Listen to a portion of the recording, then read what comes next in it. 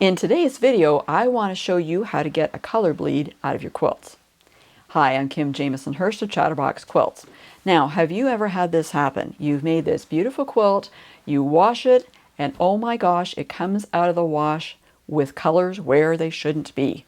Typically, it's red on a white background, and you just feel sick.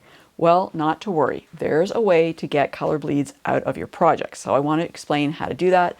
Very simple. It might be a little time consuming, but it's not hard to do and the results are great. So what I've got here is just a top, and I had wet this down to take out some reference marks I had on it. And when I did that, I got these very not lovely color bleeds in different areas of the quilt.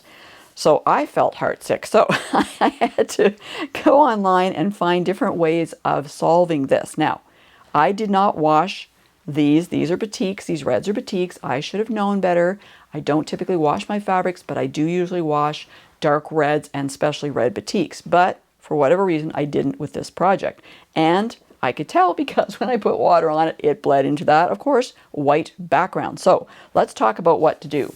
So first thing you need is a couple of different bowls of water. One that's very, very, very hot, close to boiling, okay? And I like to have my gloves with me. And by the way, I'm doing this as a small project, that's why I'm using the bowls. If you have a big quilt, you will probably have to have it in either your laundry tub or even your bathtub, okay? And you're gonna have to run a bunch of hot water in there. And the trick here is to get your quilt or, whatever you're trying to get the color out of, that fabric, down so it's all into the water, okay? And what you're going to use is you're going to use some Dawn Ultra, okay? So I'm going to put some in here. Don't know how much. I'm just going to put a bunch in, okay? And this is where I need to get my gloves on. Do you use gloves when you wash your dishes? I always do, so I always have gloves around. And you definitely want to use them if you're working with this really, really hot water, right? Okay, so we're going to go in here. And I have to be careful because I don't want to slop water all over the table, although I do have a tablecloth down here. But we're going to get that, mixed in as best we can. Oh, I did slop a little bit out of here, just a little bit. Okay, so that's good. So now what I want to do is I want to put this in carefully because I know that this is going to come up on me now a little bit. So I want to be careful. Again, if you're working in a bathtub, you probably, you're not going to fill the bathtub right to the very top. So I want to put this in here. And then this is where you get to do something else. So if you're working with a big quilt, you may have to leave it overnight and you may have to change the water several times. So when you're putting your quilt in and you get it all submerged in there, you might start to see the water changing color. If it starts changing right away, that's great. It's pulling that dye right out of that fabric, okay? And so when you find that that water is getting really dark, then it's time to change the water. So you may want to have someone help you with this because when quilts get wet, they can be very heavy.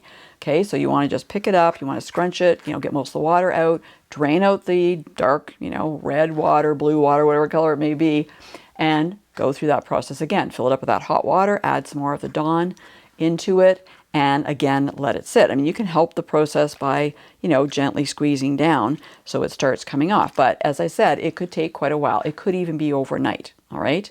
So just be prepared for that and be prepared for the fact you may have to change that water out. Now, how do you know when it's done? Okay, well, there's a few ways, of course. You can take a look and see where was that bleed and is it gone now? Okay, mine is here and it's still not gone, so I know I have to use or leave this in longer. I may even have to put more Dawn in to pull that out. And I want to find the other one that was at the opposite side here. At least I'm not seeing any bleeding around some of the other red ones, so that's a good sign. All right, now I'm not sure where that other little bit was that was in here to play around and find it, but you'll be doing this with your quilt and going, has it all come out yet, or is it still partly stuck in there? Still needs to soak for a little bit longer, or like I said, you might need to add more Dawn to it. So I'm just going to let this soak. My bubbles are coming up more as I play with it. This is kind of fun. So I'm just going to leave it down there and let it sit for a while. And then what happens is once the water is clear, so you've changed the water several times, let's say, because you may have to do that, right? And once the water is clear, all right, now I'm not going to see a lot of color change in this water because it's a small project and there's not a huge amount of color bleed to come out of there. But once you see that your water is clear, Then it's time, of course, you've got to get the Dawn out of your quilt, okay? So then at that point in time, you would take your quilt out, gently squeeze it, and then you're going to put it into cold water. So you're going to drain out that water, and you're going to put in cold or, cool anyway, water, because you want to set that fabric. You don't want it to be doing this again. Okay, so here we are here. So you can see this is starting to come out. Hopefully you can see that. It's not nearly, I'm trying to get the bubbles off it, but it seems to be making more bubbles. But I had a lot around the edge, and so it's almost gone here.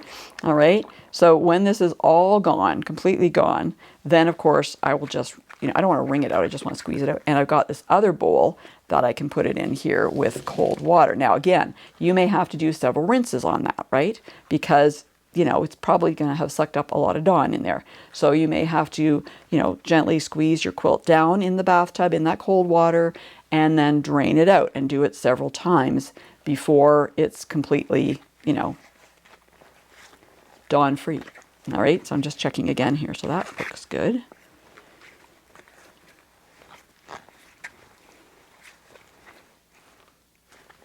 That looks good. There's just that one area that still seemed to have a little bit in there, and the other colors aren't doing anything, which is great.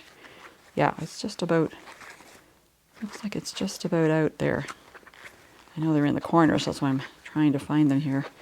Yeah, so that's looking a lot better than it was, right? A lot better. My bubbles are just going nuts here. All right, so just gently squeeze this. This is kind of funny, actually. Okay, and then I would put it into the other bowl. I'm going to move my bubble bowl out of the way now. Okay. And yes, you're not seeing a big, huge color change in the bowl that I had the Dawn in because it, was just so small an amount to take out.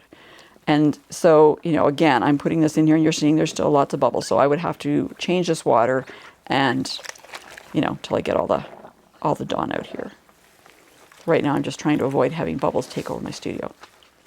So I had to change my water a few times, but now I've got this done and my water's clear. So I know I've got all the Dawn out of it. So let's just take a look